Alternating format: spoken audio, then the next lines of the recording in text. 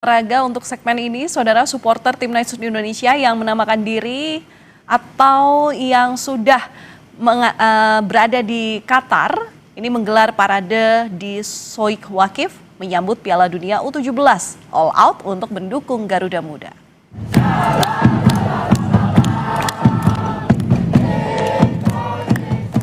Supporter Timnas berkumpul menyanyikan lagu kebangsaan dan mengibarkan bendera merah putih di jantung kota Doha pada Sabtu malam.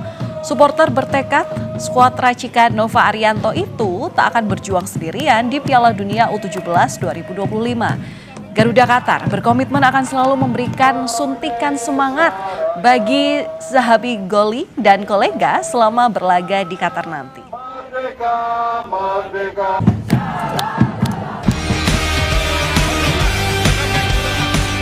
Timnas Indonesia U17 tiba di Qatar pada Jumat lalu untuk mengikuti Piala Dunia U17 2025. Garuda Muda lolos ke Piala Dunia usai tampil impresif dalam kualifikasi Piala Asia U17. Timnas Indonesia akan bersaing di grup H di fase penyisihan grup bersama Brasil, Honduras, dan Zambia.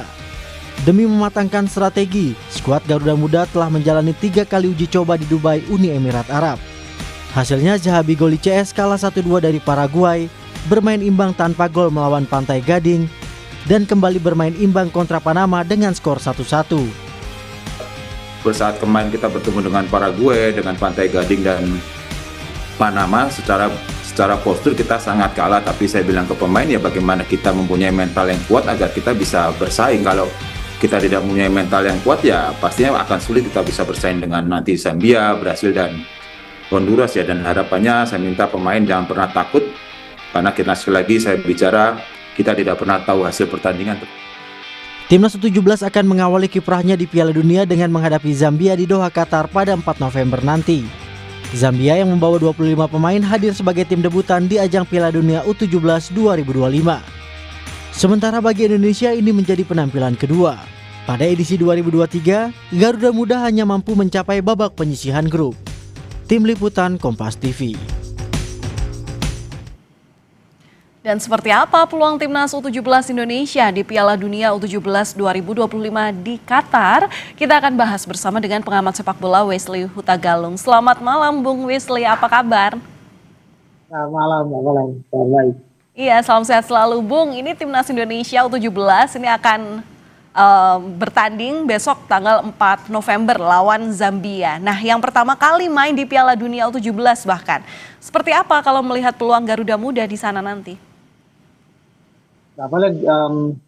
Kita punya ekspektasi tinggi ya, karena standar yang sekarang ini ditetapkan oleh pemerintah sepak bola di tanah air itu bukan lagi standar sekedar partisipan. Kalau 2 tahun lalu kita bisa tampil sebagai tuan rumah dan sekarang kita lolos, memang peluangnya diperbanyak ya, karena pesertanya tidak lagi 24, tapi sudah jadi 48 tahun ini, dan tujuan akan terus dilakukan.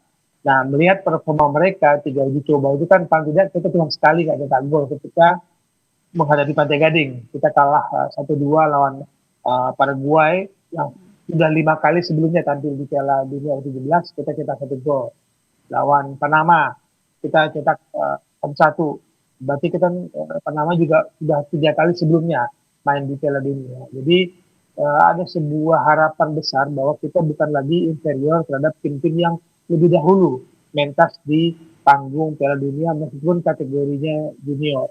Ini hasil yang harus kita tunggu performanya dari sebuah laga uji coba dengan turnamen, karena bagi saya untuk U22 ini ada 3 faktor itu.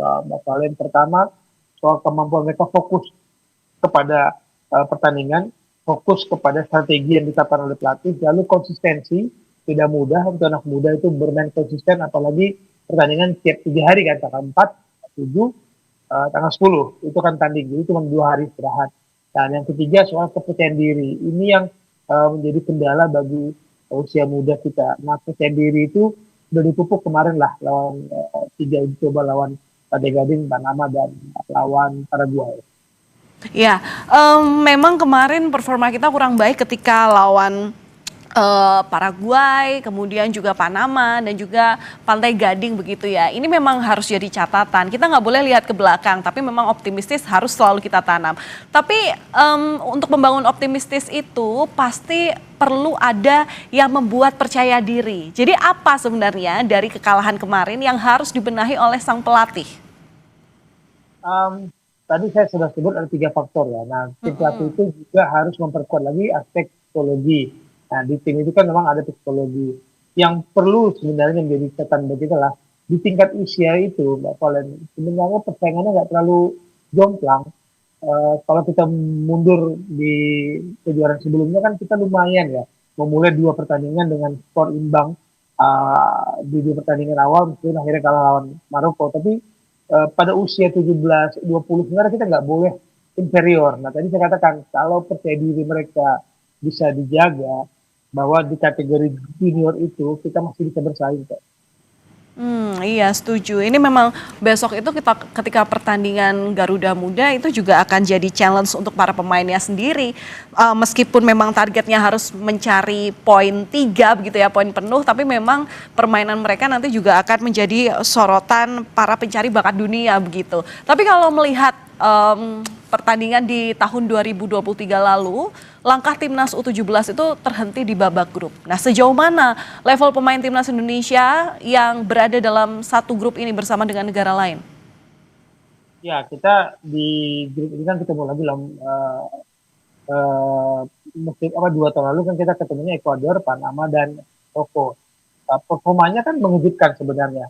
Tim Bima Sakti, pelatih yang masih muda, masih bisa dibilang minim pengalaman untuk memegang batu kepala untuk level klub, masih belum teruji kan untuk menjadi batu kepala, lalu kemudian mendapatkan kepercayaan sebagai tuan rumah, sebagai tim tuan rumah, menghasilkan 2 pertandingan yang membuka harapan sebenarnya, meskipun kalah 1-3 lawan Maroko. Tapi pengalaman ini membuat kita membuktikan, tadi saya katakan bahwa kita di kategori junior tidak bisa dikatakan kalah jauh, apalagi kita sudah punya kompetisi Elite Pro Academy yang 3 kategori ya, U16, 18, dan 20. Nah, pemain U16 ini kan sebenarnya potensi untuk ke Piala Dunia 17. Jadi kita berharap lah kompetisi junior ini terus diperbaiki, terus dimatangkan sehingga menghasilkan produk-produk yang terbaik dari kompetisi untuk tim nasional.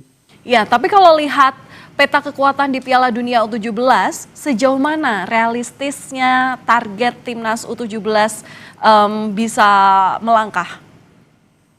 Ya, target pertama kan sebenarnya tidak lolos ke Piala Dunia bukan tahun ini ya. Dari federasi kan bukan 2025 ini, tapi melihat persaingan kita harus bersyukur lawan kita adalah Zambia yang belum pernah lah sebagai debutan. Tapi kalau melihat performa mereka, Zambia bisa mengalahkan Meksiko. Itu juga tim peserta Piala Dunia U17.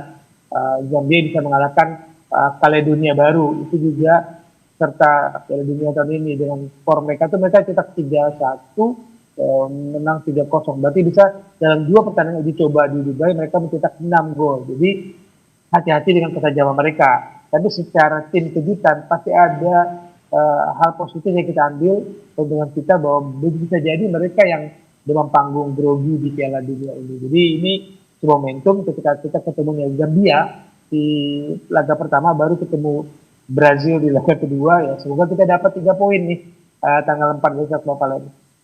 Ya, itu juga yang jadi harapan kita bersama ya. Kita nggak boleh meremehkan lawan, tapi ya lagi-lagi tantangan mental ini yang memang harus dijaga oleh para pemain Garuda Muda. Terima kasih sudah berbagi analisanya, Bung Wesley Hutagalung, pengamat sepak bola bersama kami di Kompas Malam Kompas TV. Terima kasih, salam olahraga, salam sehat selalu, Bung Wesley.